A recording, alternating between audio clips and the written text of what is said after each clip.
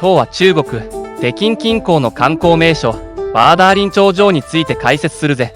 いわゆる万里の長城の中でも最も有名で整備された区間だ。万里の長城って宇宙から見えるっていうやつよね。それはよくある誤解で肉眼では確認できない。ただそれくらい巨大な建造物であることは確かだな。バーダーリン頂上は中国の首都北京から北西約 70km に位置する頂上の一部で観光地として最も整備されている区間だ。北京を守る関所圏要塞である武陽館の外側に位置している。バーダーリンってどういう意味なの？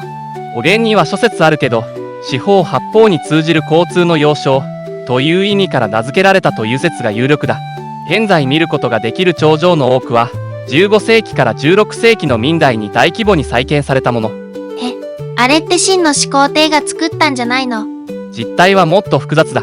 まず万里の長城という言葉だけど、これは単一の壁ではなく時代ごとに各王朝が築いた防衛線の総称だ。さあ、バラバラに作られたものなの？春秋戦国時代から諸国は長城を建設していた。それを中国の北方国境全体を防備する規模で修築したのは秦の始皇帝だけど、彼の長城は現在ほとんど残っていない。現在観光できる長城の多くは明代に築かれたものだ。なんで明の時代にわざわざ作り直したの？理由は北方の脅威。明は北方のモンゴル勢力に悩まされていたんだ。首都からこんな近くにある防衛線が破られたら大変だから、ここは軍事的に極めて重要な地点だったんだろうね。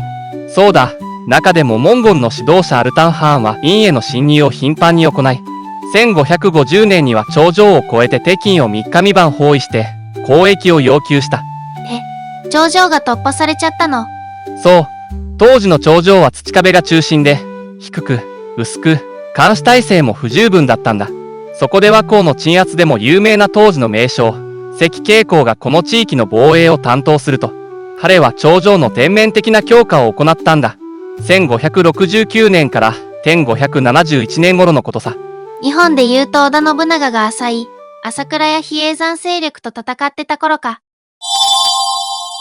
関敬公の改革のポイントは3点。第1に城壁の強化、第2に敵狼ネットワークの構築、第3に防衛運用の体系から。まず城壁。従来の半築から石とレンガによる構造へ全面的に転換した。そんなに違うの？決定的に違う。高さは約7、8メートル、幅は5、6メートルに統一され、兵士や馬が移動できる軍用道路として機能したんだ。上を歩ける理由はそこなのね。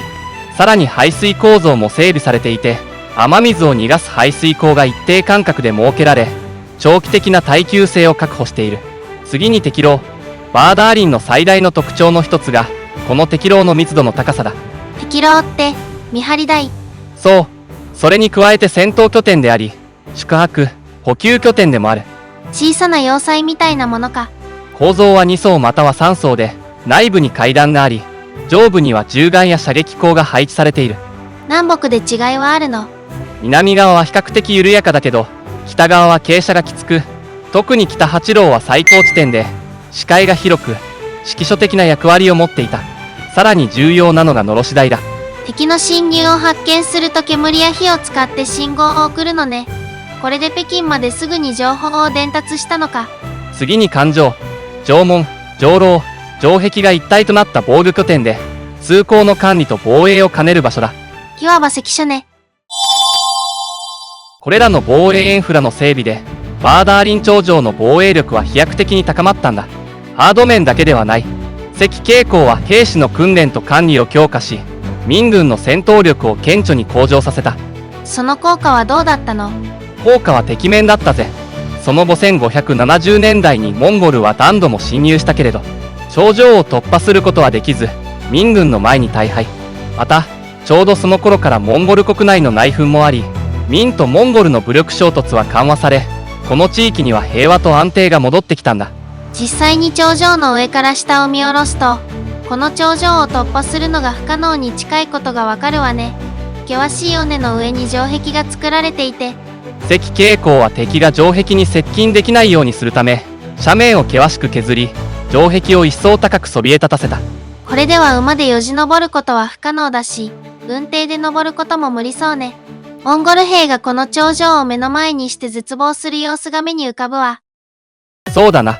現代のバーダーリンは中国を代表する観光地であり、美しい景色を楽しむだけでも十分だけど、背後の歴史を理解して訪れると、体験の質も大きく変わる。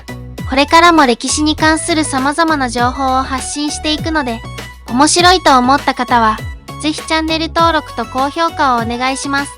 ではまた次の動画でお会いしましょう。